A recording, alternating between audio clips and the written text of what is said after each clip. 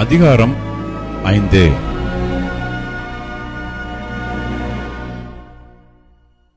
ஜனங்களுக்குள் அநேகரும் அவர்களுடைய ஸ்திரீகளும் யூதராகிய தங்கள் சகோதரர் மேல் முறையிடுகிற பெரிய கூக்குரல் உண்டாயிற்று. அது என்னவென்றால், அவர்களில் சிலர், நாங்கள் எங்கள் குமாரரோடும் எங்கள் குமாரத்திகளோடும் அநேகரானபடியினால் சாப்பிட்டு பிழைக்கும்படிக்கு நாங்கள் தானியத்தை கடனாக வாங்கினோம் என்றார்கள். வேறு சிலர், எங்கள் நிலங்களையும் எங்கள் திராட்சைத் தோட்டங்களையும் எங்கள் வீடுகளையும் நாங்கள் அடைமானமாக வைத்து இந்த பஞ்சத்திலே தானியம் வாங்கினோம் என்றார்கள். இன்னும் சிலர், ராஜாவுக்கு தீர்வை செலுத்த நாங்கள் எங்கள் நிலங்கள் மேலும் எங்கள் திராட்சைத் தோட்டங்கள் மேலும் பணத்தை கடனாக வாங்கினோம் என்றும், எங்கள் உடலும் எங்கள் சகோதரர் உடலும் சரி, எங்கள் பிள்ளைகளும் அவர்கள் பிள்ளைகளும் சரி, ஆனாலும் இதோ நாங்கள் எங்கள் குமாரரையும் எங்கள் குமாரத்திகளையும் அடிமைத்தனத்திற்கு உட்படுத்த வேண்டியதாய் இருக்கிறது. அப்படியே எங்கள் குமாரத்திகளில் சிலர் அடிமைப்பட்டும் இருக்கிறார்கள். அவர்களை மீட்க எங்களுக்கு நிர்வாகம் இல்லை. எங்கள் நிலங்களும் எங்கள் திராட்சைத் தோட்டங்களும் வேறே மனிதர் கைவசமாயிற்று என்றார்கள்.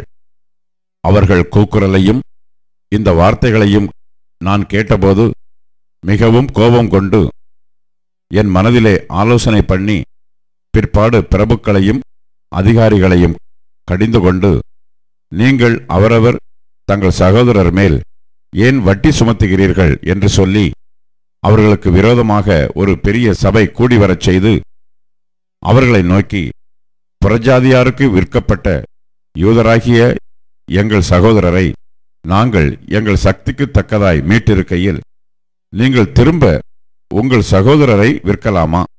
இவர்கள் நமக்கு விலைப்பட்டு போகலாமா என்றேன்.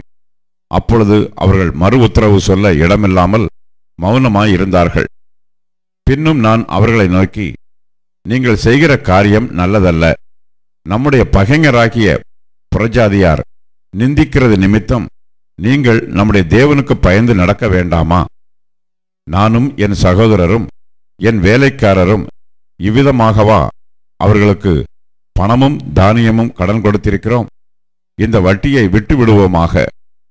நீங்கள் இன்றைக்கு அவர்கள் நிலங்களையும் அவர்கள் திராட்சைத் தோட்டங்களையும் அவர்கள் ஒலிவத் தோப்புகளையும் அவர்கள் வீடுகளையும் நீங்கள் பணத்திலும் தானியத்திலும் திராட்சை ரசத்திலும் எண்ணெயிலும் 101 வீதமாக அவர்களிடத்தில் தண்டி வருகிற வட்டியையும் அவர்களுக்கு திரும்ப கொடுத்து விடுங்கள் என்றேன்.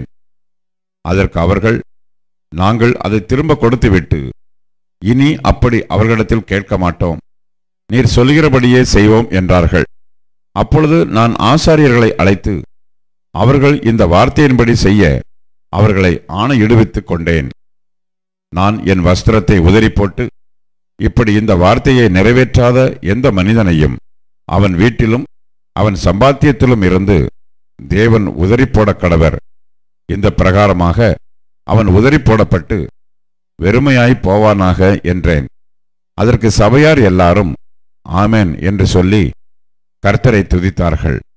பின்பு ஜனங்கள் இந்த வார்த்தையின்படியே செய்தார்கள்.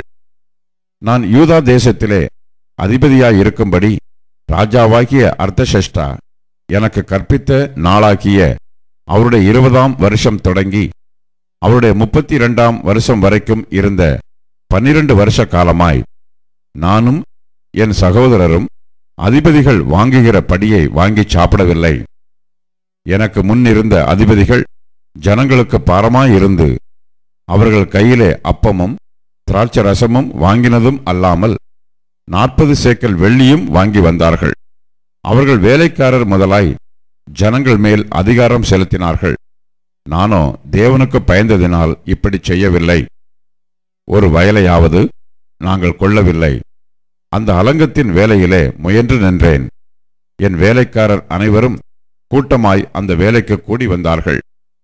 யூதரும் மூப்பருமான 150 பேரும் எங்களை சுற்றிலும் இருக்கிற புறஜாதிகளிடத்திலிருந்து எங்களிடத்திற்கு வந்தவர்களும் என் பந்தியில் சாப்பிட்டார்கள்.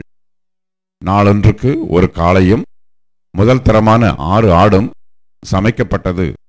பட்சிகளும் சமைக்கப்பட்டது. 10 நாளைக்கு ஒரு தரம் நானாவித திராட்சை ரசமும் செலவழிந்தது. இப்படியெல்லாம் இருந்தபோதும் இந்த ஜனங்கள் பட்டபாடு கடினமாயிருந்தபடியால் அதிபதிகள் வாங்குகிற படியை நான் வாங்கவில்லை. என் தேவனே, நான் இந்த ஜனத்துக்காக செய்த எல்லாவற்றின் படியும் எனக்கு நன்மை உண்டாக என்னை நினைத்தருளும்.